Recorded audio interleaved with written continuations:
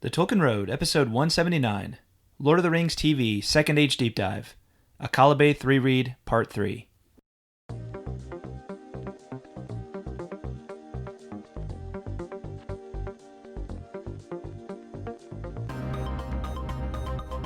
Hello everyone, welcome to the Tolkien Road, Episode 179, Lord of the Rings TV, Second Age Deep Dive, Akallabêth Reread, Part 3, continues. Part 3. Part 3. And here we thought we were going to do it in just one episode. No, we didn't. Yeah, we did. Initially, you did. Maybe you thought that, but I didn't think that. I think you thought that. Hey, sorry, I'm just going to let that one go. I'm just not going to argue with you about this. Because you know I'm right. Trying to bait me. You see what I have to put up with, people. All right. So yeah, sorry we've been away for a bit. So basically, excuses, blah blah blah, but really I blame it all on Apple because of the basically my computer got Catalina'd. And for those of you who are iMac users, you know what that means. Basically, there was this new operating system update, Catalina, and I tried to download it and tried to install it on my computer, my iMac, and it basically took my computer out of commission for 2 days. It's messed up. And then I just found my computer wasn't working as well after that, even after that, right? So it just put me behind in a lot of things because, as you people probably know, many of you longtime listeners know, I'm a working stiff. I work for myself, so I can't just go to the company and be like, hey, I need another computer while my old one is getting better or something like that, right? It's a little more complicated for me than that. So anyway, here we are. And, once you get kind of out of the groove, we were in a groove. And then once you get out of the groove, it's hard to get back in the groove. That's the case with so many things. It is true. I mean, as a wise woman once said, get into the groove. That's right. Boy, you've got to prove your love to me. Absolutely. Right? Yes. So, yes. I mean, that basically says it all right there about groove what happened. Is where it's at. The groove is in the heart. It's in the heart. Yeah. Mm-hmm. It informs everything. Yeah. You got to be in that groove. Yeah. Yeah. The groove is in the heart. Yep. All right. Deep thought for today. You're welcome. Mm-hmm. Thank you. Yeah. All right. I think on the last episode we gave a shout out to our newest patron, Maria Isabel Giraldo, I think I'm pronouncing your last name right, Maria. I can't remember if it's a silent G or a pronounced G. I believe we gave you a shout out last time, but it's been so long I forgot. So I just wanted to make sure we did that. And if you'd like to become a patron of the Tolkien Road, don't forget to pledge $1 or more per episode, and you can set a monthly limit when you do it if you would prefer. So any little bit you can give helps us a lot. It really does put the wind in our sails. And when you become a patron, you get bonuses. Bonuses are always there's more always coming. So as for example, I actually released a recorded version of my my long article, All Tales May Come True, concerning Tolkien's creative mysticism, and you can get the whole version of that by becoming a patron. So there you go. All right. Don't forget about SpeakPipe. SpeakPipe's been pretty quiet, so I don't know. I'm kind of guessing you people don't like SpeakPipe. So there's a few of you who've used it. That's wonderful. But yeah. So. Well, I mean, I thought it was a great idea, but I think it's a great idea too. But not everybody thinks the way we do. Yeah. Well, okay. So, at least we gave it a go. Yeah, we gave it a go. Give it the old college try. Yeah. So. And then we're going to be doing our October mailbag episode here soon. So, if you've got something on your mind, you want to get out there regarding Tolkien, you want to get on the podcast, shoot us a note. Or if you just want to say hi and tell us how awesome we are, that's totally free game as well. That is fine. Mm-hmm. TolkienRoadPodcast@gmail.com, or you can go to the TolkienRoad.com website and send us a contact through the website. Or you can SpeakPipe it. Some of you all have been doing that. Or you can SpeakPipe it. Save yourself some time. That's right. Give your fingers a rest. That is correct. Mm-hmm. So, all right. Akallabêth, Part 3. This is, I'm kind of subtitling this, Sauron and Númenor, so we're probably going to do one more episode after this on our Akallabêth reread.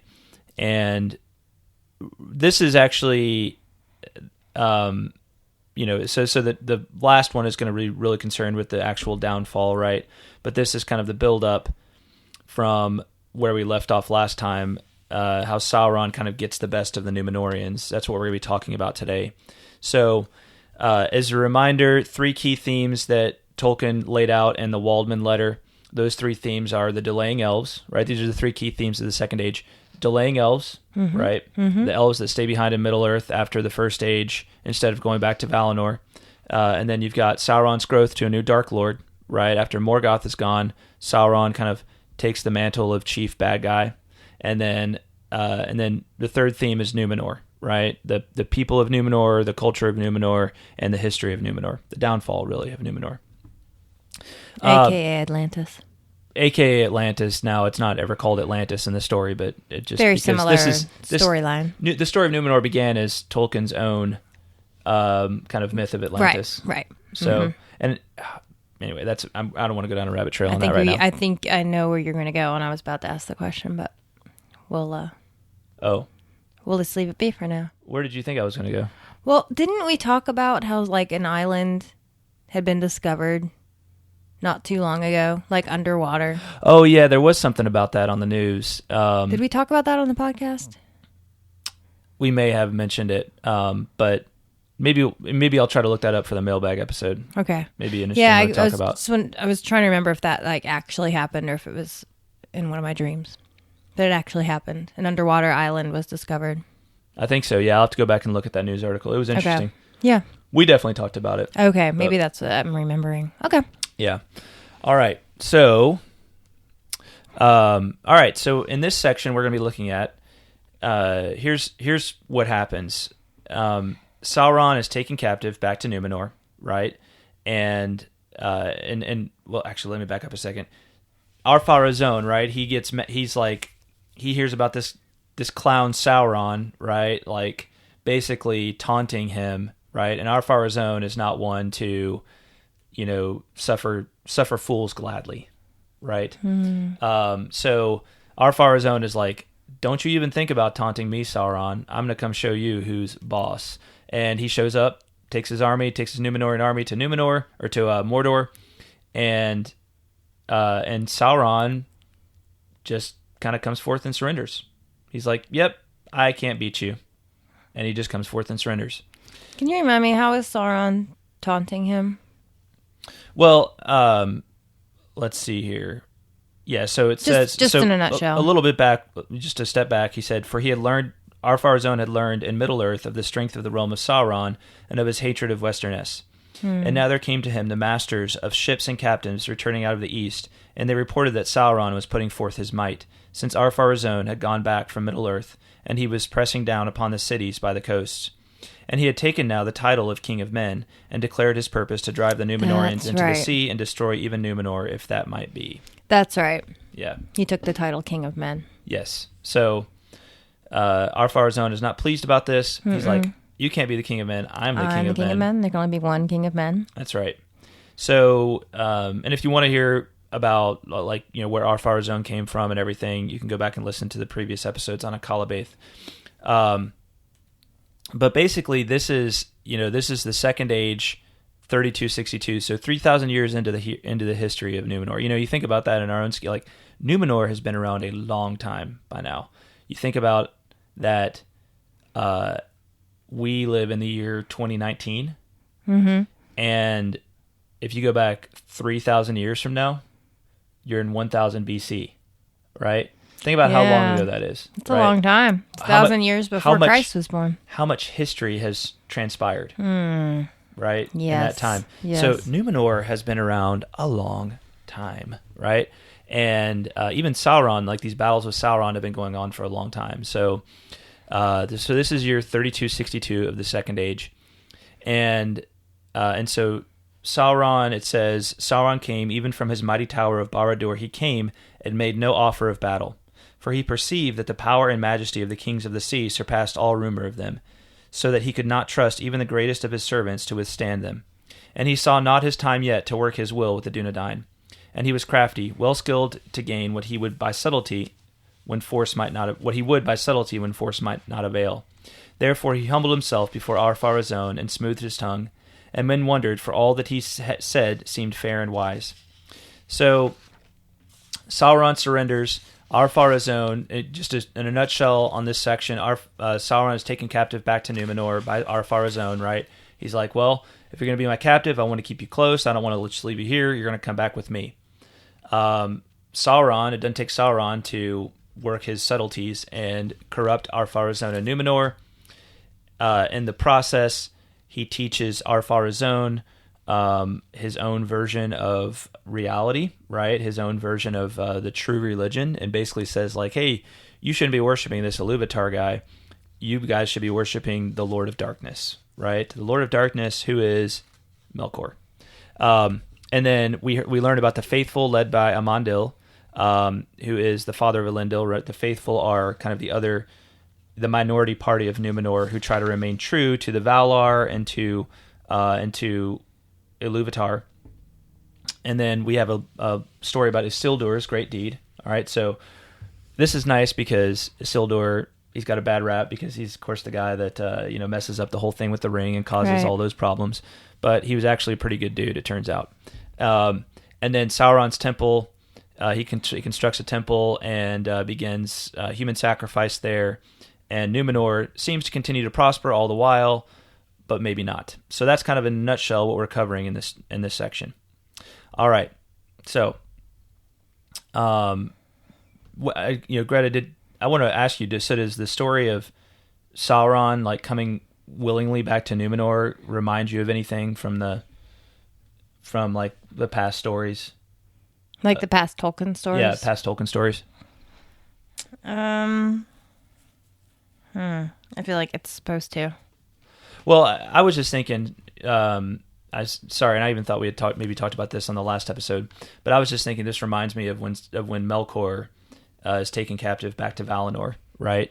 And he's like in prison for thousands of years, and then finally he's pardoned, and then no sooner is he pardoned than he starts corrupting everybody. Right. Right. Yeah. So I just think to myself, that's right. We did talk about this. We talked about history repeating itself. Repeating itself, and that Sauron, as the spiritual son of Melkor, the apple doesn't fall far from the tree. Nope. So. Yep. And Ar-Pharazôn, it says, was not yet deceived to his credit, and it came into his mind that for the better keeping of Sauron and his oaths of fealty, he should be brought to Númenor, there to dwell as a hostage for himself and all his servants in Middle-earth. But at the end of the day, Sauron is, he's got that ability, right? He's got that uncanny ability of the most evil of people, right? To corrupt you, right? Super crafty. To use his words to get inside your head and mess up your mind, right? Mess up your rational decisions. Yeah. So he's like a bad version of Jedis with their mind tricks. Well, yeah. Jedi mind tricks. Yeah. Yeah. I guess that was. You should really be careful about the Star Wars references. I probably should. So. I just know that Jedi mind tricks is like a thing. Yeah. So it just, when you mentioned mind tricks, that's what I thought of. So Sauron's like a bad version. Okay. Anyway. Fair enough. But you're right. I should probably be careful since I don't know what I'm talking about. But it turns out that Sauron such was the cunning of his mind and mouth and the strength of his hidden will that ere 3 years had passed he had become closest to the secret counsels of the king. For flattery sweet as honey was ever on his tongue, and knowledge he had of many things yet unrevealed to men. I just feel like that's a really quick turnaround, like 3 years, and it's like before you were my worst enemy, and I was going to destroy you because you were basically this horrible tyrant, and now 3 years later you're one of my trusted counselors. Like that's a real 3 years. This is something it seems like they're going to have to explore on the show, how Sauron managed to work this, right? Yeah. To go from one extreme to the other so quickly. Right. Yeah. It's it's those mind tricks, don't you think? Yeah. That's got to be a big part of it. I mean, it sounds like he's just a master of brainwashing. Right. And confusion. Right. Well, you just think of like I don't know. All right. Well, let's just think of this for a second. All right. Let's think that. Let's go back to World War II. let's pretend for a minute, all right, that we'll just say like Winston Churchill, all right? Winston Churchill is going up against Adolf Hitler, and somehow Winston Churchill manages to have, all of the forces he needs to beat Hitler, right? And he just walks right into Germany with his army, and he's like, surrender, and Adolf Hitler's like, okay, dude. And does sound kind of ludicrous. Yeah. Well, but okay, but I get that Sauron, he's playing the long game and he's pretty subtle and crafty. But let's just think about that, and like Hitler comes back and is an advisor to Churchill, right? Mm-hmm. Mm-hmm. And is a prisoner of Churchill, but then within 3 years becomes his like closest advisor, mm-hmm. right? Mm-hmm. That just seems like I just don't see how that happens, Well, I think, I feel like it would just really have to depend on who Churchill is surrounding himself with, like what kind of advisors. Yeah. And it sounds like, I don't know, maybe, what's his face? Ar-Pharazôn. He didn't have a very good cabinet. Did you just say Ar-Pharazôn? Ar-Pharazôn. No, I said Al-Calzone, actually. Al-Calzone. Al-Calzone. Sorry. What is it? Ar-Pharazôn. Ar-Pharazôn. I forgot the pirate accent. Yeah, I wonder if he's just, he did not have good counsel, if any counsel. Yeah, maybe. Am I talking too loud? You're back like Sorry. talking right into the microphone like this. It's just bad habits die hard. So it's blowing everybody out. Sorry, guys. I'll just whisper from now on. No, you're good. Okay. You're good. I'll just adjust the gain. We're trying to get it so Greta sounds as loud as I do. I'm such a loud mouth. You are. In fact, it's funny because I was thinking that you actually sound quiet today. Oh, really? Like I'm actually like feeling lulled to sleep. Your voice is like very quiet and calm and soothing. Oh. So if you don't hear me speak for a while, guys, it's because I have been lulled to sleep. Because I fell asleep. Because of John's quiet voice.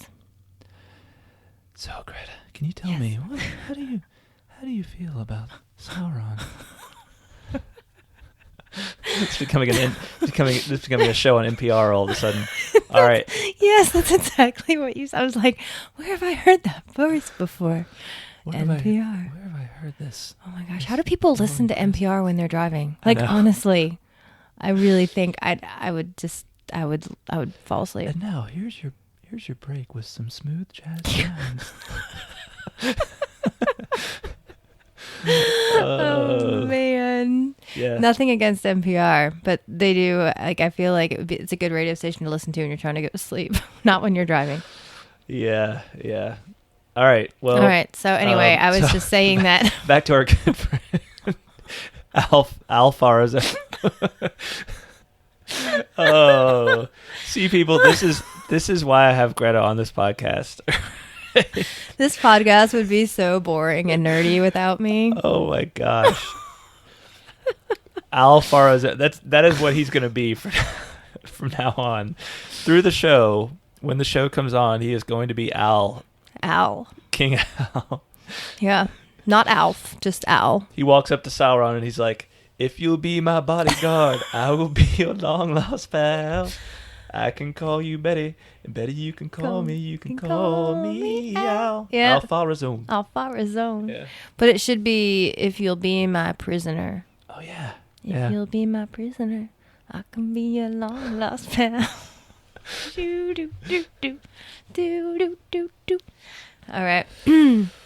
That was probably a long enough rabbit trail. Yeah, we've already lost half our listeners. I was just at this thinking. point. I'm thinking probably closer to 60%. Yeah. And I mean, you really can't blame them. No, you totally can't. Yeah. We just need to throw in a few more ums, and then we'll lose everybody. I just think about how mad I was when like Gollum was like on the MTV VMAs like a decade ago or something like that. Probably close to 20 years ago now, and I was like, oh, they're desecrating a Tolkien character, and here we are like working in Ar-Pharazôn to a Paul Simon song. Yeah, I'm just a total hypocrite at this point. All right, at least you're owning it. I am. What can Admitting I say? it. All right, so boom. Yeah, Yeah. So go ahead. I was just gonna say, I think there was not a good. Ar-Pharazôn did not surround himself with good people to counsel him against allowing Sauron to get so close so quickly. Yeah. But what do you think? How do you think it happened? I don't know. I think it'll be one of those things that's really interesting to see how it occurs on the show. I mean, it could be that the whole first season is like about this, or the whole first couple of seasons is about this, right? Yeah, about that relationship forming. I wonder. I feel like it's reminding me of what happened with oh gosh, I'm gonna blank on his name. Starts with a D. The leader of Minas Tirith, I think was his name. Denethor. Denethor. Yeah. I feel like it's kind of maybe something like that, where it's just like he just gave in to. That's a little different because I feel like Denethor just gave in to despair. Right. But even before that, it was like he just kind of opened himself up to, to accept bad influence. Yeah, yeah, maybe, or Theoden, right? Because Theoden, obviously, Wormtongue, right, becomes like becomes an influence on him, who's obviously being influenced by Saruman, right? So, anyway, I mean, Ar-Pharazôn, it's not like he was already like a good guy, right? It's not like he was already a solidly grounded individual. He was already pretty power hungry. But we do, to move on, we do get this. Basically, overall, it seems to involve Sauron kind of answering burning questions about what's really going on in this reality they find themselves in, right? Because up to this point, we've learned the Númenorians over time have become obsessed with why don't we get to live forever like the elves do, right? They're jealous of the elves. And as a result, they kind of become obsessed with death. Right. So it says, yet such was the cunning of Sauron's mind and mouth and the strength of his hidden will that ere 3 years had passed, he had become closest to the secret counsels of the king. For flattery, sweet as honey, was ever on his tongue, and knowledge he had of many things yet unrevealed to men. For now, skipping forward a little bit, for now, having the ears of men, Sauron with many arguments gainsaid all that the Valar had taught. And he bade men think that in the world, in the east and even in the west, there lay yet many seas and many lands for their winning, wherein was wealth uncounted. And still, if they should at the last come to the end of those lands and seas, beyond all lay the ancient darkness. And out of it the world was made. For darkness alone is worshipful, and the Lord thereof may yet make other worlds to be gifts to those that serve him, so that the increase of their power shall find no end. Right? And then Ar-Pharazôn asked the question, who is the Lord of darkness?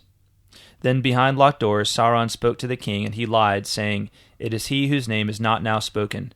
For the Valar have deceived you concerning him, putting forward the name of Eru, a phantom devised in the folly of their hearts, seeking to enchain men in servitude to themselves. For they are the oracle of this Eru, which speaks only what they will. But he that is their master shall yet prevail, and he will deliver you from this phantom. And his name is Melkor, Lord of all, giver of freedom, and he shall make you stronger than they. Well, I think I have some evidence or a little something to back up my theory here. Okay. It says behind locked doors. He wanted Ar-Pharazôn all to himself. He didn't, this was something that was done in secret without, it wasn't like he brought this up at a general council meeting or whatever. Like he got Ar-Pharazôn all by himself and locked the doors and just kind of like spoken to his ear. Yeah, gosh. What he wanted to hear. It's kind of interesting to think about, isn't it? Because it's like, okay, yeah, you've got a, this isn't just a world, another human being, right? This is a immortal being himself, and who was literally at the music of the Ainur, right? From the very beginning. He's been there since before this world was made, right? And you might just think to yourself as our father, like, first of all, he's got some powers going on that we don't, that are like even more spiritually powerful than your average person, right? Your average human being, even like a very strong human being or even elf. But But yeah, you think about like if you had an opportunity to speak to somebody like this, like all the questions you want to ask, right? And they seem to be there's an element here of I guess him tickling, like kind of tickling his ears. But he's telling Ar-Pharazôn things he probably wants to hear, right? Because he doesn't like the Valar already, and the people of Númenor increasingly don't like the Valar. Right. So it's right. nice to be able to hear like the Valar are lying to you, right? To have that confirmed by somebody, and who seems to know. Right, seems to be in the know. Yeah, right. Yeah, and totally. that just opens you up to further lies. Right, if you're going to buy into that, then that opens you up to further lies. But I just find this whole thing fascinating. Again, like I've made no secret about my fascination with the way the religion of the Númenóreans plays into this whole story, and basically the corruption of the Númenóreans involves their being drawn away from the worship of Ilúvatar. Mm-hmm. Right. Yeah. And here's kind of the final blow to that, right? Sauron says that, hey, Ilúvatar, he's just this phantom that the Valar have devised to keep you under their thumb, right? Yeah, yeah, and that's probably what they wanted to hear, right? And I think there's an element too here where Ar-Pharazôn, he's just completely self-deluded. Mm-hmm. I mean, he thinks he can go toe to toe with this guy, if not completely defeat him. Right. And that's just compounding the issue and making it even easier, I think, for Sauron to work his magic. Yeah. Because he's completely lost touch with reality. Yeah. Like who he is and like where he came from. Yeah, it's going to be really interesting to see again how I will admit I am skeptical that they're going to treat this aspect of the story well. I want to be proved wrong, but I just feel like this is too much the spirit of our own age, right? That people look at religion, right, organized religion, and they say, oh, it's just a bunch of people making up stories to keep the regular people down and keep them not free, right? Right? That's exactly what Sauron is saying to Ar-Pharazôn here, right? The Valar, because the Valar, what are they? They're basically like the high priests of the religion of Ilúvatar, right? I mean, they're angelic figures. They're not figures desiring to be worshipped themselves, right? They're much more like the angels in Catholic theology, where they play like they're venerated, right? But they're not the end of the worship, especially of man, right? Right. But how many people out there think about since we're talking about Tolkien and he was Catholic, right? How many people out there think that Catholicism is just a bunch of stuff made up to like keep people down? Right? Yeah, that's so true. I mean, that's like the prevailing myth about Catholicism amongst probably most non-Catholics these days, right? Yeah, all the just the Pope and all the rules, and or at least many, and especially those who are not religious themselves, right? Right. I don't think that's maybe. I'm sure there's some non-Catholic Christians who think that, but there's many non-Catholic Christians who are still friendly towards Catholicism. But I think a lot of irreligious people, or that the people kind of view it, that have that view of Catholicism as this kind of made up set of things to just keep people down, and it's not the truth about reality, right? It's just a means to take away your freedom. Now they don't always go as far to say like it's the Lord of Darkness that you need to be worshiping, right? Now there are some people who do that, right? That's kind of my understanding of where like some of the like satanic sort of religions come from, which I'm not even going to go into all that stuff, but my understanding is that there's kind of a version of Satanism that wants to that basically says like you need to the point of our religion is just to reject organized religion so that you can be truly free, right? Right. But gosh, I hope they get it right. I hope they get this story right, because this is at the heart of what Tolkien was trying to say with these stories, right? Yeah, absolutely. These were his concerns, and we would not have these stories without them. Right. So I don't know. I hope I'm proven wrong in my skepticism, and I hope that these writers are good enough writers that they can be true to the story as it's told by Tolkien. And not let their own personal prejudices or Yeah. opinions infiltrate. Yeah. And I don't know, maybe I'm not even so worried about the writers as I am worried about like the overall like influence of executives and that kind of thing, right? Because I think We need something that's going to make good ratings. Yeah, and that reflects the spirit of the time, right? Like I think that's yeah. I think that's We where need the to be hip and anxiety. relevant. There's a lot of anxiety for a lot of Tolkien fans out there that there's going to be a lot of editorializing of these stories to fit modern concerns and contemporary concerns over and against the things that actually were the reasons that Tolkien wrote these stories. I think that's a legitimate concern. Yeah. I really do. Or maybe even to editorialize it in an attempt to make it more like, Game of Thrones or, some other shows that have proven to be successful. Well, and I know that people, to get back into Star Wars, I know that there's been some, backlash against Star Wars and other popular sorts of franchises that, especially in the last 10 years of movie making, that there's just been this over emphasis on making things politically correct, and it hurts the storytelling, right? It gets in the way. It becomes PC preachy. Mm-hmm. Stories become PC preachy, and instead of just telling the story as it is. Story. I mean, we were talking about this the other day, like just case in point is The Office. Yeah. Right. There's no way. You were even saying there's no way The Office would be made today. Like it just couldn't. But so many people love it, I think, because it's not politically correct. You know? Yeah. Well, I don't think that was just me. I think that was relaying something that I read Steve Carell say. Well, I think he's spot on. Yeah, because you just could not get away with that couldn't character. Get away with it, even though he's a complete buffoon on the show. Right. Even though they're not glamorizing it or setting him up as any kind of, right, kind of a role model. It's still, it's too edgy. It's way too edgy. And, way too many people would be offended. Right. You're claimed to be offended by it. And, because look, Rude, I think if people are being honest with themselves and you kind of, you get down to the heart of what Sauron's argument here and what the religion of Númenor manifestly was, it's a precursor. It's a monotheism. Now, I know that the Valar exist, and people always want to say like Tolkien was these stories are polytheist, but the Valar are not gods in the sense of pagan gods, right? Right. They have similarities, but they are angelic figures, right? They are angelic figures as opposed to like the pagan deities of the past, right? Right. Now, I think Sauron is more like a pagan. He's more like one of those fallen angels that would have been like, worship me, right? So obviously Melkor is as well, right?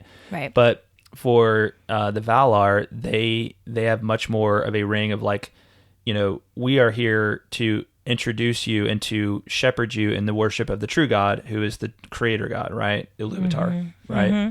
So yeah, and that, to be quite honest, that looks a lot more like Catholicism than than paganism. Right. Right. You can almost think of the Valar as, like in a Catholic world, being like almost like the archangels, or some of the saints. Yeah. Because their job is to point us to the Creator, right? Right. To God, because they are still created beings, right? I mean, they're above humans and elves and all that, but they're still created beings. Absolutely. All right. Well, let's move on a little bit. We've heard some about the faithful, this group of people who are kind of increasingly in the minority, but they want to be true to Ilúvatar and to the traditions, the better traditions of Númenor, and so in this time they're led by Amandil, who once upon a time was actually close friends with Ar-Pharazôn. The chief among the faithful, to whom they looked for leading and courage in evil days, was Amandil, counselor of the king, and his son Elendil, whose sons were Isildur and Anarion, then young men by the reckoning of Númenor. So Amandil is the grandfather of Isildur. These were both, Amandil and Elendil were both great ship captains, and they were of the line of Elros Tar-Menyatar, right? Tar-Menyatur, though not of the ruling house.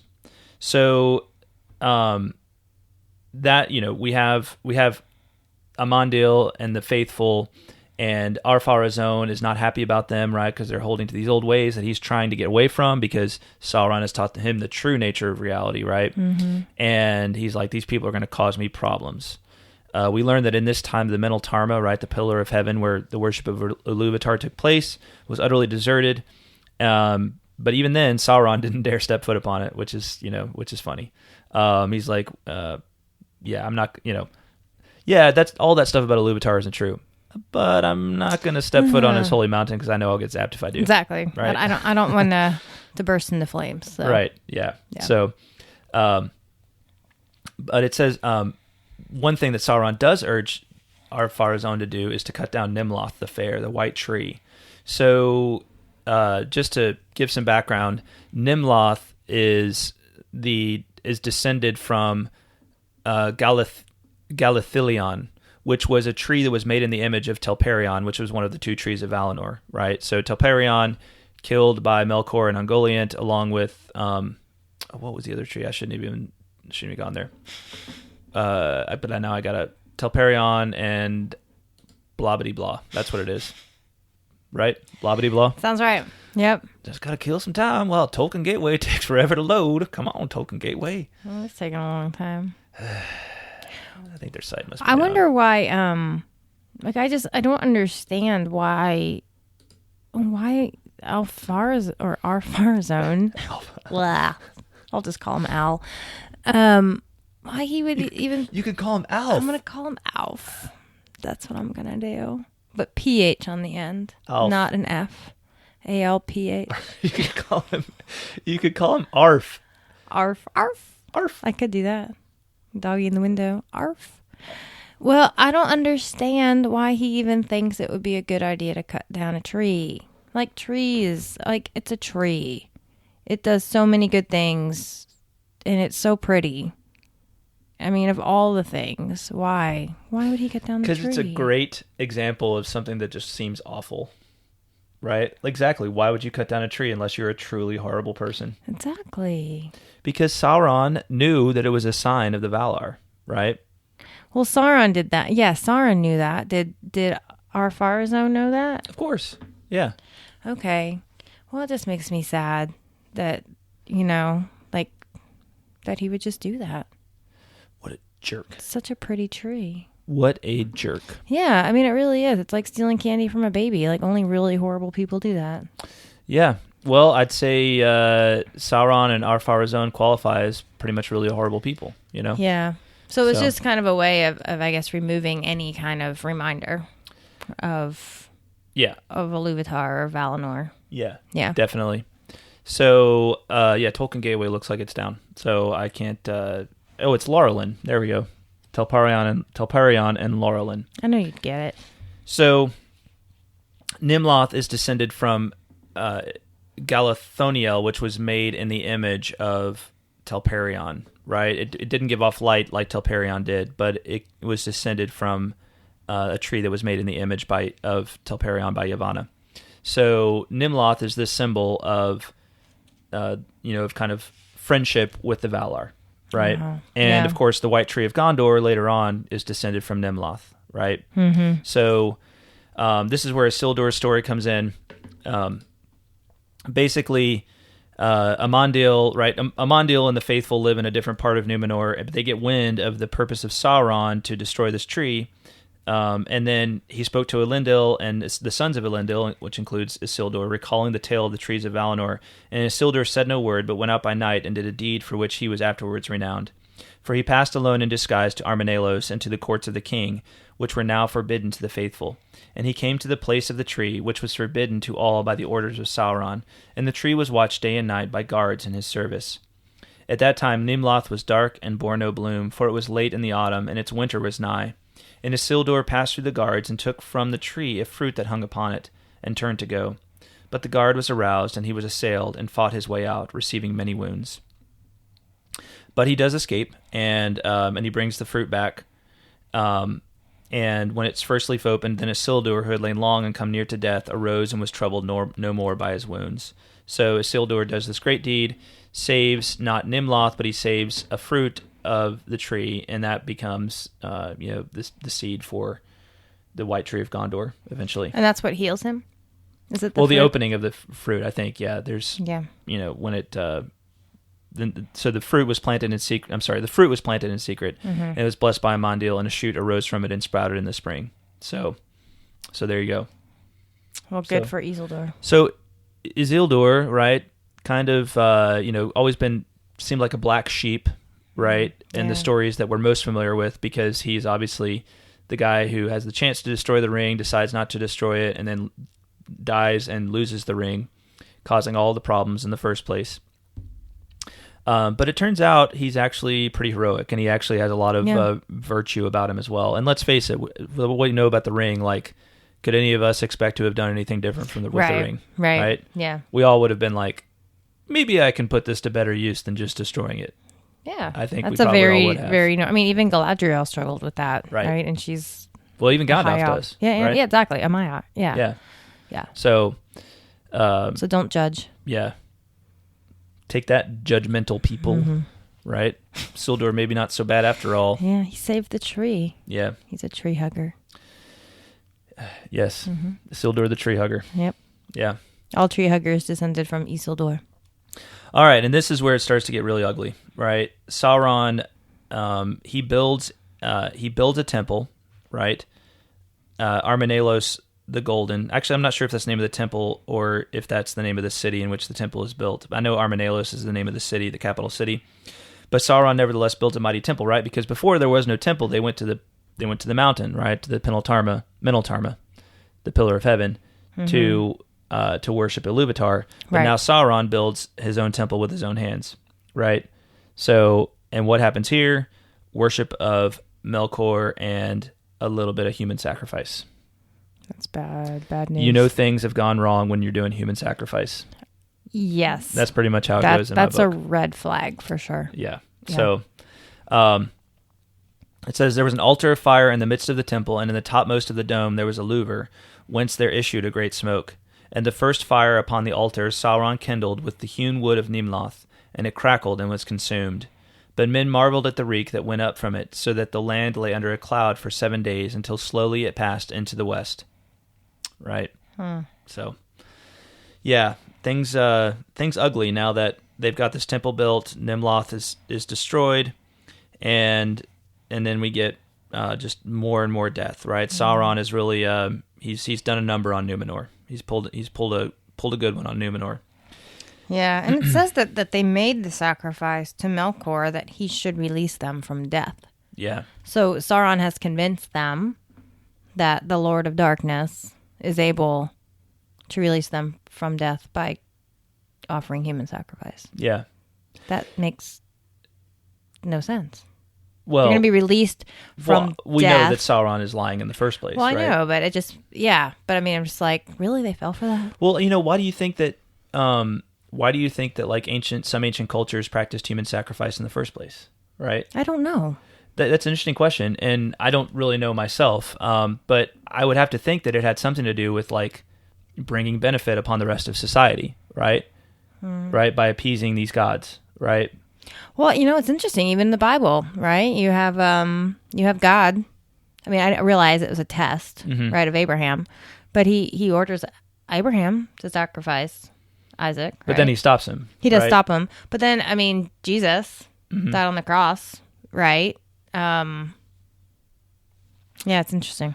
Yeah, well, and with Christ, it was it's a willing sacrifice. Willing right? sacrifice, with yes. Christ, and so those two stories are obviously very related in Christian theology, right? So you have Abraham, and is he willing? Does he have enough trust in God, right? And there's a question there of how to interpret that story. Did Abraham know that God would, does he do that knowing that God can bring Isaac back from the dead, right? Does he do that knowing that God will somehow come through and not require him to do this, but he's willing to do it if he has to because he trusts in God, right? Right. And God had already promised him descendants that numbered the stars, right? Right.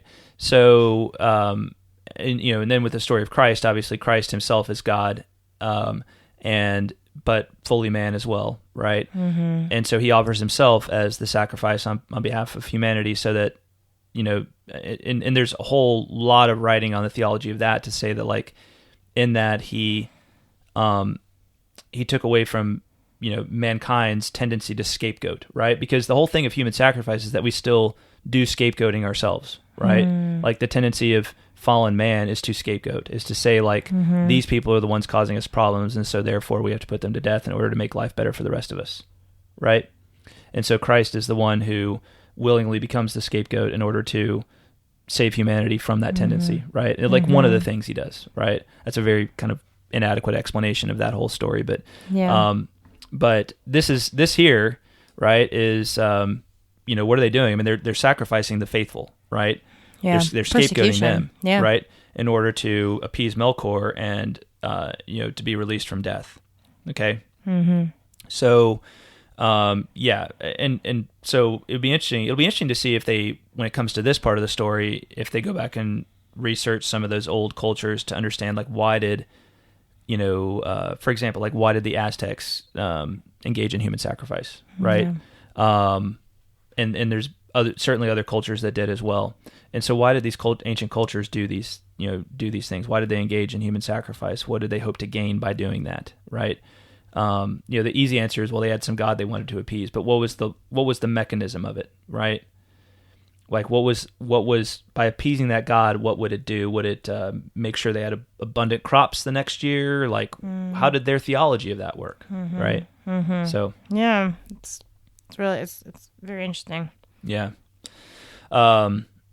So yeah, I mean, this is going to get pretty dark. This show is going to be dark with human sacrifice going on for sure. So, but it says that, and interesting, they would kind of trump up charges against the faithful. I was just looking at that. Yeah. What did you pull out of that? Oh no, I was just saying that. I was just reading that section, or just kind of rereading it about how they never actually, the reason that they were being sacrificed was actually not because they wouldn't worship Melkor, but it was, rather was cause sought against them that they hated the king and were his rebels. Yeah. So it wasn't that they refused to worship Melkor, it was that they didn't like the king. Right. And weren't obeying him. Yeah. So yeah, they were accused of being rebels against the king, and I think in my own mind when I hear this that the faithful were probably like Thomas More was, right, where he's like, I am the king's good servant, but God's first, right? Right. I remain the king's good servant. I'm not a rebel against the king. I'm Right. trying to help the king. I'm trying to guide the king back to the right path, right? Right.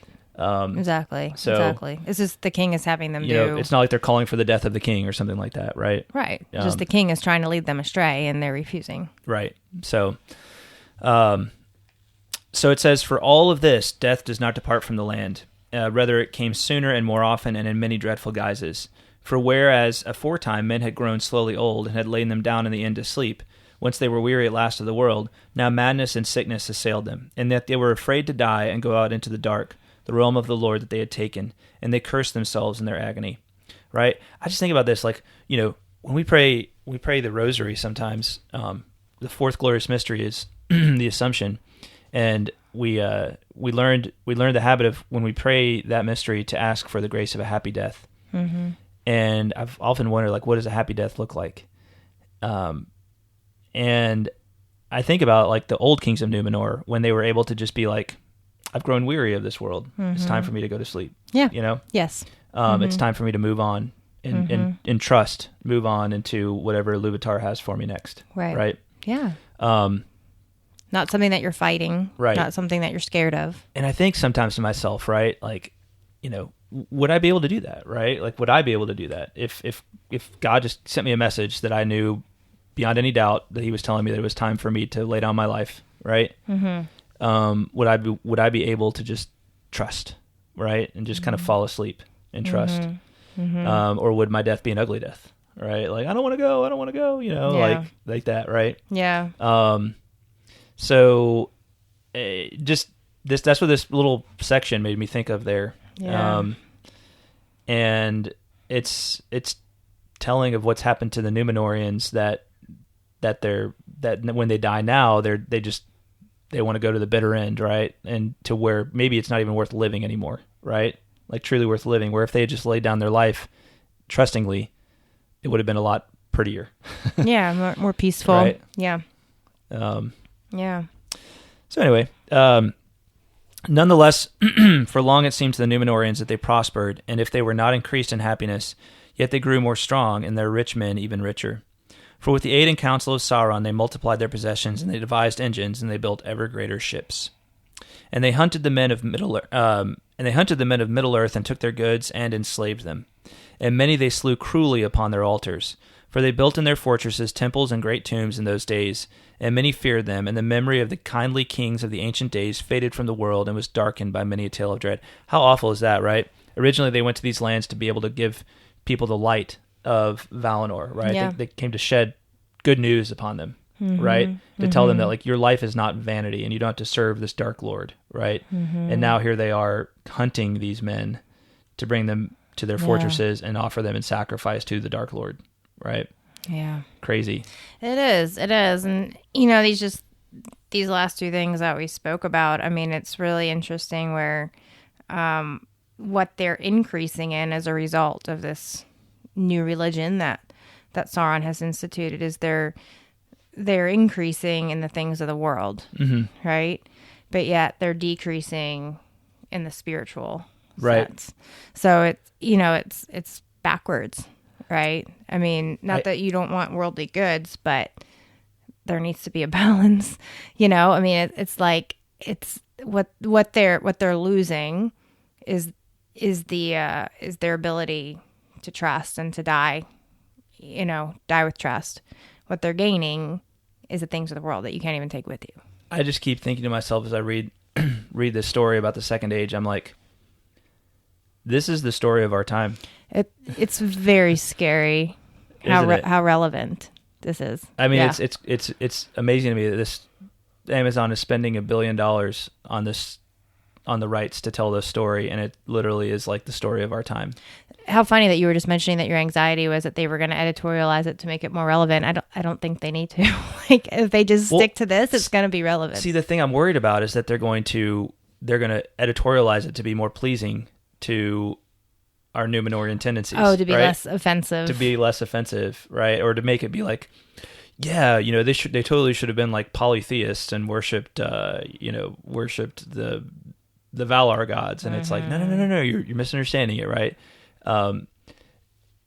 That like this is the story of our time. Like they're increasingly rich, right? They've got everything they could possibly want, but they're incredibly unhappy, right? And they're at war, and they're living in darkness. They treat each other like absolute crap, right? Yeah, and they're just shrouded in existential darkness, right? They are. They're hopeless. Yeah, they absolutely are. They're just full of despair, and they don't even realize it. And they're just like, what can make me happy? What can make me happy? Nothing can make me happy. What can make me happy? They're Nothing constantly can make me chasing happy, and never, right? yeah. Mm-hmm. They're chasing after the wrong things. Right. Really.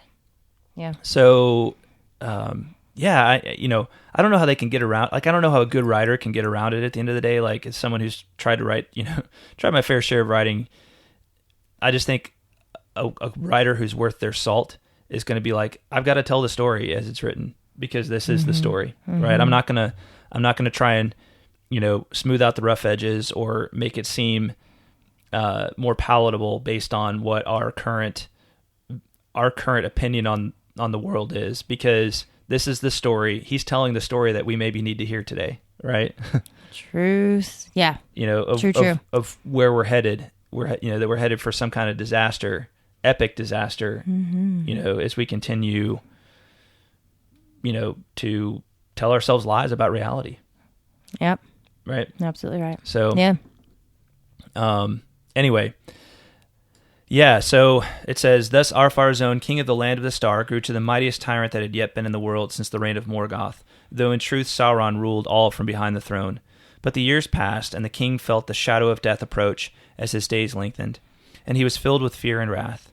Now came the hour that Sauron had prepared and long had awaited, and Sauron spoke to the king, saying that his strength was now so great that he might think to have his will in all things, and be subject to no command or ban. And so that's where we'll end this week's episode with with Ar-Pharazôn basically on the edge of saying, maybe now I can go and exact what I want to against the Valar for all their lies. And like of course, one this is last, the beginning of the end. Yeah, one last effort before he fades into darkness himself. Yeah. Yeah, one last push. Yes, indeed. All right. Well, on that happy note. Yes. It's a beautiful day in the neighborhood. I feel like we need to you need to go back and put a disclaimer at the beginning of this episode. It's going to get dark, people. It's going to be a bit of a downer. Yeah. So, well, it's called the downfall. Akallabêth is called the downfall, so.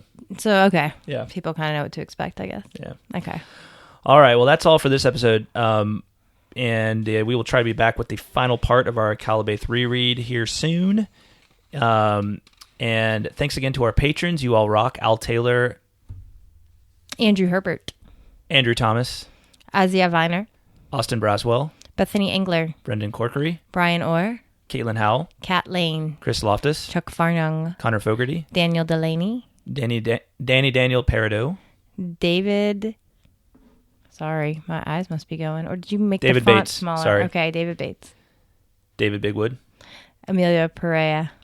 Hunter Johns. Ish of the Hammer. James Applegate. James Lindberg. Joe Towns. John Rice. Margaret Lyon. Maria Isabel Giraldo. Matt Scarrance. Robert Franks. Robert Sleeth. Sarah Murphy. Shannon Stockbridge. Teresa Colangelo. Ty Miller. Tyler Shelley. Dr. William Hutton. Zeke Farmer. All right. Thanks, you guys. Thank you, guys. You all rock. I think this is my bigger computer screen over here, so I'll try to pull it over here so you can read it that's better much next time. better. Yeah. Okay. Sorry if I mispronounced your name. I couldn't see. Did we say Zeke Farmer? Uh-huh. That's what we ended with. Right. Yeah. Got it. Make sure we didn't leave Zeke off. All right. Never. All right. Thank you, everyone. Yes. Thanks, guys, for listening. And we will talk at you next time. Yes, we will. Bye-bye. Bye, y'all.